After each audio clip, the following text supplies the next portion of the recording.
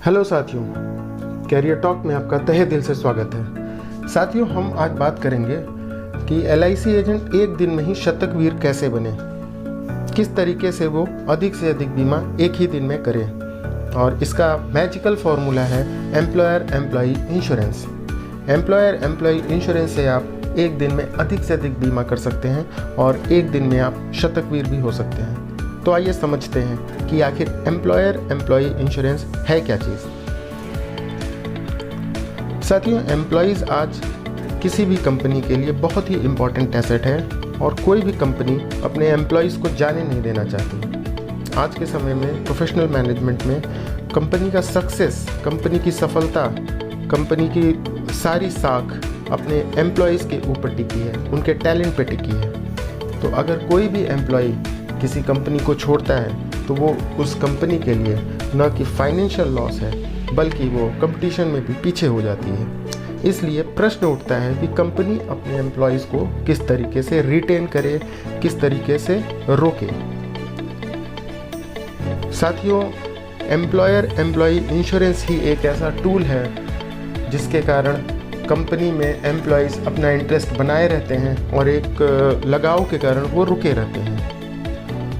इसमें कंपनी जो है अपने एम्प्लॉयज़ का लाइफ इंश्योरेंस परचेस करती है, खरीदती है और जिसका प्रीमियम वो अपनी तरफ से देती है।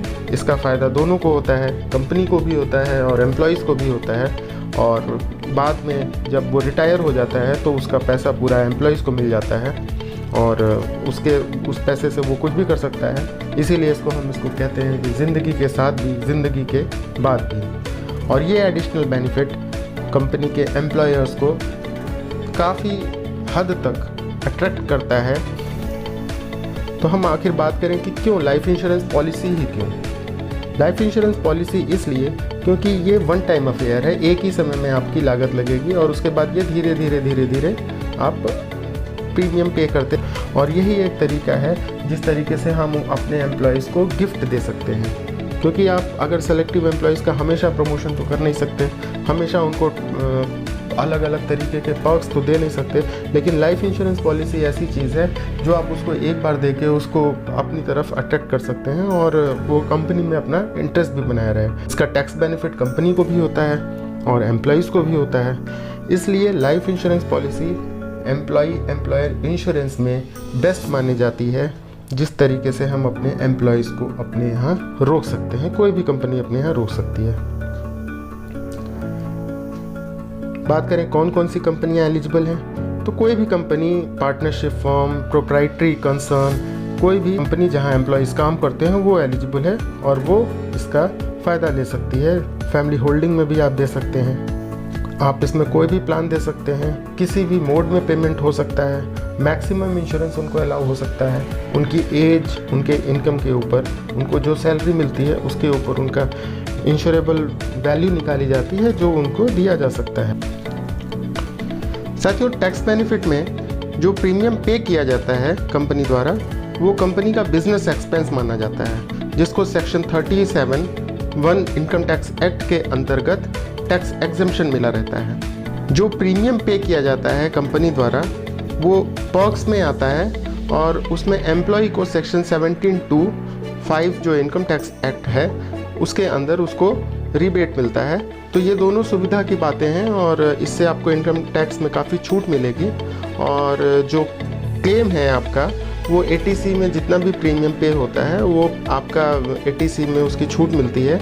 और मैच्योरिटी प्रोसीड्स जब आपकी पॉलिसी मैच्योर होती है तो सेक्शन 10D में आपको उसकी छूट मिलेगी, यानी कि पूरी मैच्योरिटी टैक्स फ्री रहेगी। जहाँ तक दूसरे बेनिफिट्स की बात है तो कंपनी जितने भी प्रीमियम क्लेम करती है वो एक तरीके से अपना एक्सपेंडिचर बांध सकती है और अगर एक्सपेंडिचर बढ़ेगा तो टैक्सेबल इनकम जाहिर सी बात है कि कम होता चला जाएगा। और टैक्सेबल इनकम अगर कम होगा तो डिविडेंड डिस्ट्रीब्यूशन टैक्स हुआ, कॉर्पोरेट टैक्स हुआ, ये भी कम हो जाएंगे। तो कंपनी कहीं ना कहीं अपने टैक्सेस को बचा सकती है। जितने भी एम्प्लॉयज़ हैं उनका वेलफेयर इंश्योर्ड रहेगा और कंपनी एक स्टेट मेंटेन करेगी, स्टेट बनाएगी, जिसके कारण जो एम्प्लॉयज़ हैं वो उसका काफ़ी बेनिफिट ले सकते हैं।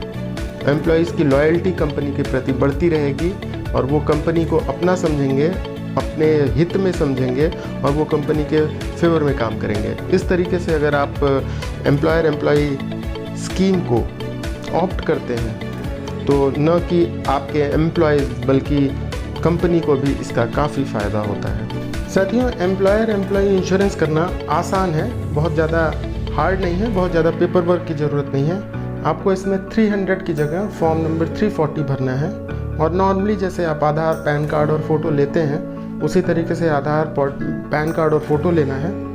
इसके साथ एक बोर्ड रिजोल्यूशन की कॉपी लगेगी जिसमें जो ऑथराइज़ करेगा पर्सन को कि नेगोशिएट करे और साइन प्रपोजल फॉर्म पे भरे, और एक एडेंडम मिलेगा जिसको एम्प्लॉयर एम्प्लॉई एडेंडम कहा जाता है।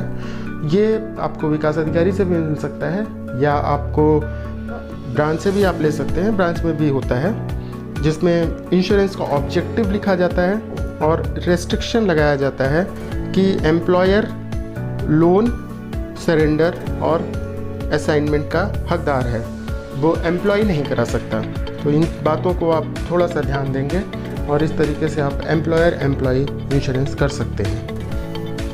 अब हम बात करेंगे कि हम अपनी प्रॉस्पेक्टिंग करें कैसे। एम्प्लॉई एम्प्लॉयर इंश्योरेंस को हम किस तरीके से किसी के पास अप्रोच कैसे करें और कैसे उसको समझाएं। तो जितने भी हमारे बिजनेस क्लाइंट्स हैं एग्जिस्टिंग, उनसे हम बात कर सकते हैं। हमारे पास जितने भी पॉलिसी होल्डर्स हैं उनसे हम बात कर सकते हैं। किसी भी इंडस्ट्रियल कॉम्प्लेक्स में या जहाँ पे कंपनीज़ हैं, कंपनीज़ के एक जो कमर्शियल कॉम्प्लेक्स होते हैं वहाँ पे हम बात कर सकते हैं। बिज़नेस डायरेक्टरीज आती हैं, येलो पेजेस की बुक्स आती हैं, उसमें भी हम बात करेंगे कि हम इस एम्प्लॉयर एम्प्लॉय इंश्योरेंस को करना चाह रहे हैं, और उसके बाद आप अप्रोच करिए और अप्रोच करके उनको आप समझा सकते हैं अपनी पॉलिसी। बात आती है कि हम जब कंपनी में जाएंगे तो किस तरीके से हम अप्रोच करेंगे अपनी बात को रखने के लिए।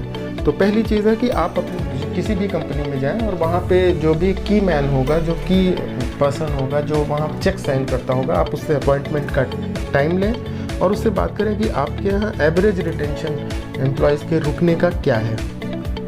आपके यहाँ जो भी एम्प्लॉयज़ आते हैं वो एवरेज कितने साल तक रुकते हैं, और फिर उनको आप बताइए कि जब आपके एम्प्लॉयज़ चले जाते हैं और आपको न्यू एम्प्लॉय हायर करना होता है तो आप 8 से 12% प्लेसमेंट कंपनीज़ पे एक्सपेंड करते हैं और 8 से 17% नोटिस पीरियड का लॉस होता है और 24% तक मैक्सिमम आपका लर्निंग लॉस कॉस्ट का लॉस होता है, क्योंकि नए एम्प्लॉयज़ को आपको ट्रेनिंग देनी होती है। तो कुल मिला के आपका 25 से लेकर 50% तक लॉस तय है।